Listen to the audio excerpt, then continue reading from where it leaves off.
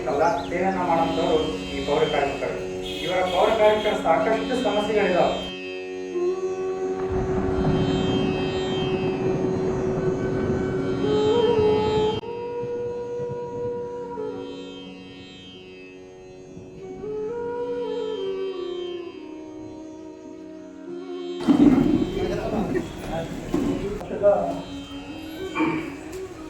ಪೌರ ಕಾರ್ಮಿಕರಿಗೆ ಒಂದು ಗೌರವ ದಿನ ಅಂತಲೇ ಹೇಳ್ಬೋದು. ಯಾಕಂದರೆ ಸರ್ಕಾರ ಒಂದು ದಿನ ಮೀಸಲಿಟ್ಟು ಒಂದು ದಿನಾಚರಣೆ ಮಾಡುತ್ತೆ ಅಂದರೆ ಅದು ಒಂದು ಸರ್ಕಾರ ತನ್ನ ಸೇವೆಗೆ ಒಂದು ಥರ ಗೌರವ ಇದೆ.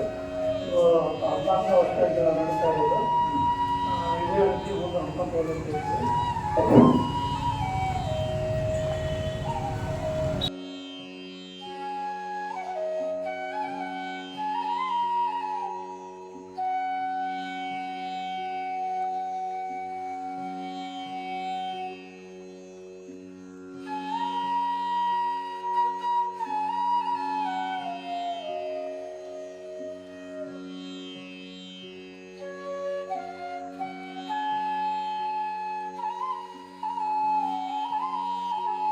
ಕೂಡ ತಮ್ಮ ಕೆಲಸಗಳನ್ನು ದೇಶ ಸೇವೆಯನ್ನು ಮಾಡುವಂಥ ನಿರ್ಧಾರವನ್ನು ಯಾರಾದರೂ ಮಾಡಿದರೆ ಅದು ಪೌರ ಕಾರ್ಮಿಕರು ಮಾತ್ರ ಅನ್ನೋದು.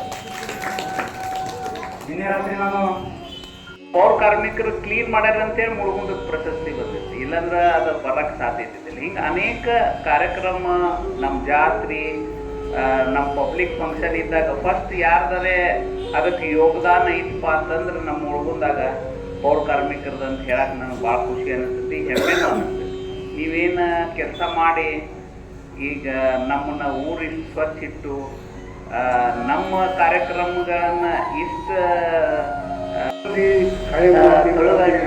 ಅವ್ರಿಗೆ ಈಗ ಮುಖ್ಯಸ್ಥರಿಗೆ ಅವರಿಂದ ಅದರ ಜೊತೆಗೆ ಈಗಾಗಲೇ ತಮ್ಮ ಪೌರ ಕರ್ನಾಟಕ ರಾಜ್ಯ